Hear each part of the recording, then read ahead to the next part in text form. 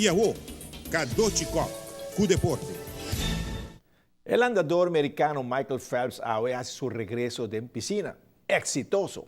El campeón olímpico para 18 viaja en el Grand Prix de Mesa en Arizona a dar 52.84 segundos en 100 meter vlinderslag en el final contra su rival Ryan Lochte, que a dar 52.94 segundos. Michael Phelps está caminando para otro juego olímpico. Vamos lá. E nós somos adorando de beach tennis da treino duro último dia para torneio internacional na Flórida.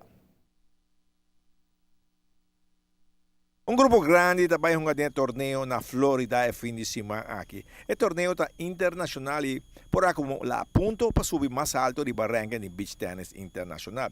E hobby Randall van den Heuvel a preparar bom para o torneio. É international event, é para ITF, para jogar ponto e é torneio de $10,000.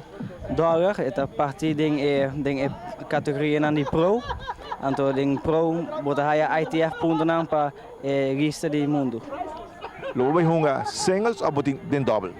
Met vai jogar singles, doubles normal, mixed doubles e Nations Cup também.